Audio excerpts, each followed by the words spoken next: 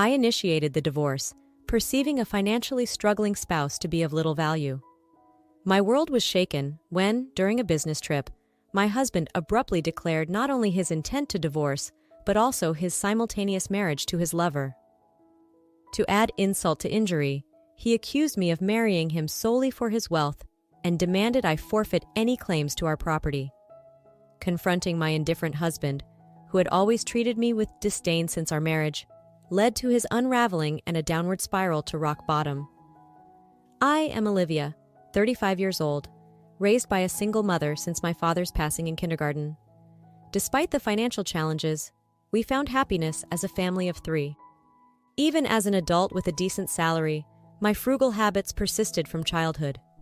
I married Daniel, a wealthy man I met through an acquaintance, drawn to his kindness and the new world he presented. Our differing views on money and gender roles emerged after marriage. While Daniel envisioned a traditional household, I was dedicated to my career and financial independence. Before marriage, Daniel suggested I become a homemaker, assuming I would embrace traditional domestic roles. However, I expressed my desire to continue working until we had children, emphasizing the financial benefits. Although I managed to convince him, the reality of balancing work and household chores proved challenging. Despite being a full-time employee, my days were consumed with domestic responsibilities, leaving little time for us as a couple. In contrast, Daniel, adopting a traditional husband role, contributed nothing to household tasks. While he witnessed my busy schedule, he simply indulged in dinner and relaxation. Upon returning home, balancing work and domestic responsibilities took a toll on our relationship, prompting me to question if this was the essence of a marriage. Despite my efforts, I hesitated to voice my dissatisfaction, fearing he might insist I quit my job. Despite his lack of contribution at home, I had hoped that the arrival of children would bring about a positive change in our relationship. Unfortunately, our connection had grown distant, casting doubt on the possibility of expanding our family. Feeling the urgency to discuss this matter, I approached Daniel. "Hey, we should start considering having kids, right?" I said. "Huh, kids? You're quite energetic considering you're tired from work and chores," he replied. "It's not about that. I want to have children. We haven't been married that long, but I'm already over 30. Women have a limited time to have children, and it's getting harder for me to conceive as I get older. It's almost too late." "But we don't need kids. If we have one, you'll expect me to help, right? You know I'm busy with work, and I won't help with child rearing." Declaring you won't help with child rearing even before they're born is strange, isn't it? I plan to raise them alone, but shouldn't you at least have the intention to help? It's your child too. Child rearing is your job. I'm working to support the family, so I definitely won't help with the kids. You'll just complain that I don't help, making me the bad guy. You must have been indoctrinated with poverty and lots of kids since birth. We're not poor. We don't need kids. End of discussion. Daniel abruptly ended the conversation, retreating to his room. Alone in the living room, tears overwhelmed me. My desire for children was not only rejected, but my upbringing was also mocked. Following this incident, our relationship deteriorated rapidly. Communication became scarce, and the possibility of having children seemed more distant. As I continued to juggle work and home responsibilities, taking on significant projects at work, I found myself increasingly distant from Daniel. One day, when informing him about an upcoming business trip, his unexpected kindness surprised me. He wished me well and hinted at a big surprise upon my return. Despite having given up on him, his smile shook my resolve. However, my faint hope was shattered upon returning home. The front door wouldn't open, and Daniel revealed the first surprise. He had changed the locks. The second surprise was the announcement of our divorce. He claimed to have forged my signature and submitted the papers with a friend as a witness. Inside, he presented a document for me to sign, waiving my rights to property division and protesting the false accusations. I insisted on a mutual renunciation of property rights, intending to make it a public document. Daniel stubbornly retorted, redoing the document on his computer and initiating a tense exchange. As I left the house, he continued to scorn me for being poor, even contemplating discarding my belongings. A few days later, Daniel, in a state of panic, called me. "What do you mean? I haven't done anything. Why are you panicking?" I asked. "I have a lot of questions. First, I was told to leave the apartment." "Oh, you are still living there? That's not allowed. It's a new month. You're trespassing." "Trespassing? But it's my house. Are you okay? Did you forget that it was a company apartment I rented? I was the leaseholder, so naturally you can't live there anymore." "That's ridiculous! How could you do this? I can't believe you didn't know. I'm not the one who should be accused of doing things on my own. Didn't I tell you that you can't just change the locks of a rental apartment? It's my house. I can change the locks if I want. Didn't you listen? It was my lease. Even if you were the leaseholder, the owner is the apartment manager. You can't change the locks without informing them. Is that so? Also, I terminated the lease while you changed the locks. I was allowed to live there until this month. I was planning to return, but now you've unlawfully altered someone else's property, which could be criminal damage." "Wait, why did you terminate it so early? Criminal damage? Is that why the police are at the front door now?" "I'm too scared to open it," he confessed. "Don't worry. It's probably not for trespassing or criminal damage. It's better to talk to them." "Why do I know about the police?" "Because I reported you for filing the divorce papers yourself. It seems like you've committed crimes like forgery and fraudulent use of a private document. Divorce papers can be filed by one person, but only with mutual agreement and personal signatures. Since Daniel forged my signature and the witness, it's obvious that it's a crime, but he seemed unaware of his guilt." Enjoying the story so far? Show your support by liking and subscribing to our channel. Now let's dive back into the story. I continued pressing further. "So the divorce papers you submitted are invalid, and your marriage with Lily can't happen either." "How do you know about Lily?" "Did you think I knew nothing? I had a private detective agency thoroughly investigate your affair with Lily. It was a busy time at work, and coordinating with the agency was tough. Plus, you even held a grand wedding ceremony while I was supposedly on a business trip." "Are you okay? Your business trip was a lie?" "Yes, I took leave from work, despite being busy doing some research and preparing documents. I knew about you bringing Lily home. It would have been impossible to gather this evidence while working." After I revealed everything, Daniel was speechless and seemed quite downcast, even over the phone. Then he pleaded with me, "Please don't tell Lily I'm divorced." "Why would I? There's no such fact to tell. Thank you." "Are you misunderstanding something? When did you become divorced? That fake divorce paper is invalid, remember? So, legally, you're still my husband, not divorced." "What?" "So, since you committed adultery, well, legally, my husband Lily needs to pay compensation. I sent the demand for reparation to her house yesterday by express delivery. She didn't know you were married, right?" "Then I can't withdraw the claim at this point. I already knew Lily believed Daniel was single, but I deliberately sent the reparation demand. Lily hasn't contacted me yet, so maybe she hasn't received the letter. It should arrive soon." "Should you be on the phone with me when you also have to deal with the police?" "You're busy." "I'll ignore the police. I won't be arrested. I'm going to Lily's house now to get the letter back before she or her family can accept it." Then he hung up. He probably went straight to Lily's house to wait for the postman at the front door. I knew it would be futile because the letter was sent as registered mail to Lily only. Even if he waited for the postman, he couldn't receive it. A few hours later, a dispirited Daniel called me. According to him, there was an incident when the postman arrived. "Finally, I'll take that envelope," the postman said. "Who are you? You don't live here, right?" "I'm practically a resident here since I'm married." "I have the right to receive the mail." "I see, but I can't give you this envelope. It's registered mail for Lily only." "What? Give it to me." "Not. If you're so eager, ask Lily for permission." "What's going on here?" "Oh, Daniel, what's all this noise? What's happening?" "Ah, Lily, this is registered mail for you. This man insisted on taking it. Sorry for the disturbance. Now I'll be on my way." "What's this? A demand for reparation, Daniel? You were married? What's going on here?" "Sorry, it's just, she's an ex-wife from a long time ago. I was embarrassed to say I'm divorced. I'm sorry for keeping it secret, but it's strange, isn't it? We haven't been dating long and a demand for reparation? If you were divorced before we started dating, there shouldn't be any problem, right?" "Well, my ex-wife is crazy. Maybe she's demanding reparation out of spite because I got married. But such a lie was quickly exposed. The envelope included a letter I wrote along with my contact information, so Lily called me directly.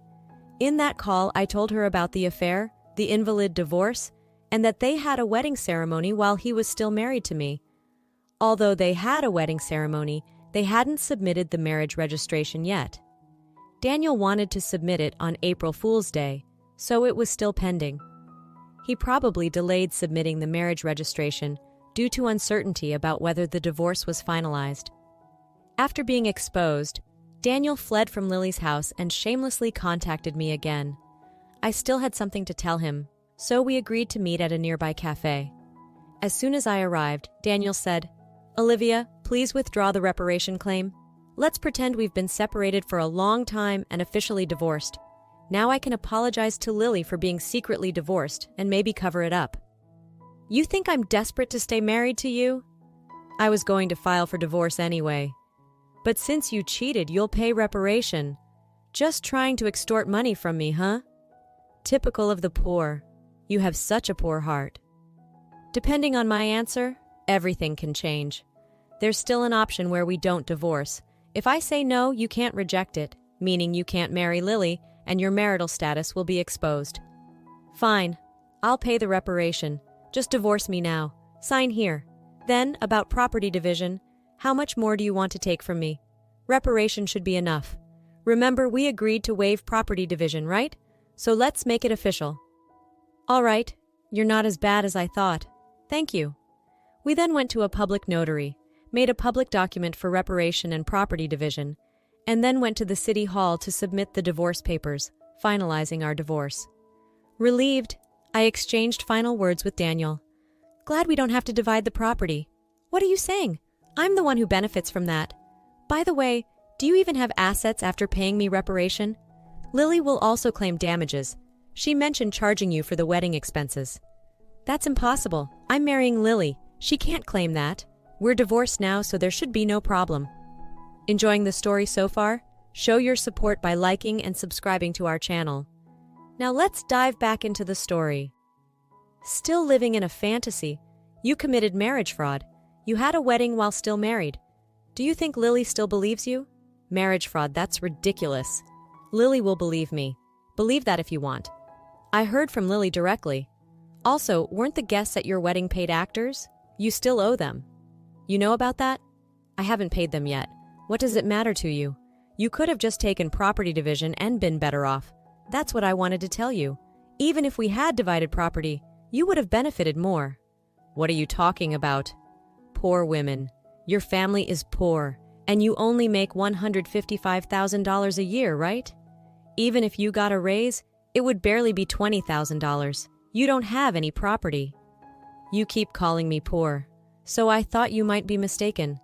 Yes, my salary is indeed $115,000, but you know I work for a foreign company, right? It seems you have no interest in me. But I became a director of the American branch. It's not $115,000 per year, it's $155,000 per month. So, that's an annual income of $1.8 million. You're still bad with numbers. How do you manage to keep a job? It's $180,000 a year. $180,000? That can't be true. Of course, I haven't had the chance to spend such an amount, so I've been saving it for the future. The savings from before our marriage aren't part of the property division, but there's still a considerable amount since our marriage. So I couldn't have received half of that in the property division. You were my spouse after all. I'll get the divorce papers corrected. Are you okay? After all the contempt, you think I'll gladly undo the divorce? If you have that much money, you don't need to claim reparation, right? It's just a small amount for you. He who laughs at 1 cent will weep for 1 cent. This reparation is for the mental anguish you caused me. I'd like to claim more, honestly. And since we've made it official, make sure to pay it, even in installments. I'll be penniless. Also, don't go back to that apartment. Your belongings should have been moved to your parents' house by now. You thought I had few belongings, but that was because I had already moved. Most of them were you that indifferent to me? I can have so little, so I have to go back to my parents' house. They don't know anything yet, do they? Let me explain. "Don't say anything. I've already told them everything. It's only right to explain why we're divorcing. Oh, and your father said, don't ever step over our threshold again, so I have nowhere to go."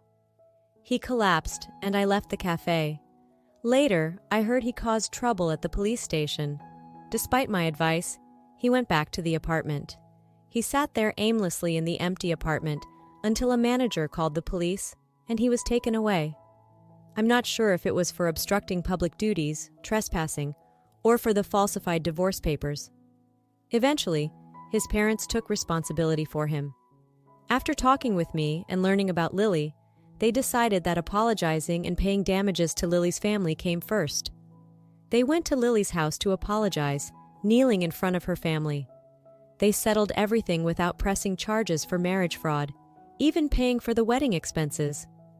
I had expected them to sue, so it was disappointing they didn't. So I decided to pursue legal action against him for forging the divorce papers. Daniel offered a settlement, but I didn't withdraw the lawsuit. I didn't want him to think everything could be solved with money. I wanted him to be convicted and understand the gravity of his actions, even if it cost time and money. I left everything to my lawyer, so it wasn't too burdensome for me. Even though it took time, Daniel was exposed for his actions and the marriage fraud at his company. He couldn't stay there anymore after being detained by the police and subsequently absent without leave. He was eventually fired. He ended up living at his parents' home, working all day at a relative's construction company. His father took all his earnings, leaving him with no income. I thought his parents wouldn't abandon him, but they were stricter than I expected. They paid my reparation and Lily's compensation, planning to make him work like a horse until he repaid everything. He lived in a shed-like place with no electricity, receiving only $5 per day for food deducted from his salary. They planned to hound and kick him out once he repaid everything, a harsh fate after years of hard work. I was offered a position at the head office abroad, so I moved overseas after the divorce was finalized. I worried Daniel might come to me for help or harbor resentment, but moving abroad alleviated those concerns. I thought work would be my partner for a while, but soon I found a new relationship. I'm now dating a foreign executive at our head office, and I'm pregnant with plans to marry soon. I told him everything about my past and my ex-husband, and he's understanding. I'll take maternity leave and plan to return to work later, supported by him. He's enthusiastic about taking paternity leave and co-parenting, showing a different cultural perspective. After being tormented by my ex-husband, I finally feel I'm grasping true happiness and confidence in building the happy family I'd always dreamed of. Many suffer due to selfish spouses, and while divorce isn't always the right choice, enduring silence isn't a virtue. It's important to know that honest discussions can lead to resolutions, and sometimes divorce is a necessary option. Let's conclude this story with a reflection on the journey and the lessons learned. Through the trials and tribulations, the protagonist emerges stronger and wiser, finding solace in the pursuit of true happiness. Despite the challenges posed by a selfish spouse, she stood firm in her convictions, navigating through the complexities of divorce and legal battles with resilience and determination. As the dust settles, she finds herself embarking on a new chapter filled with hope and promise. With a newfound sense of confidence and the unwavering support of loved ones, she embraces the opportunity to build a future defined by love, understanding, and fulfillment. In the end, this tale serves as a reminder that while the road to happiness may be fraught with obstacles, it is ultimately within our power to shape our destinies. And as she looks toward the horizon, she does so with a heart full of gratitude for the lessons learned and the strength gained along the way. Thanks for watching. How did you find the story? Let me know in the comments below. Don't forget to like this video and subscribe to our channel for more awesome stories like this. Your feedback and support mean a lot.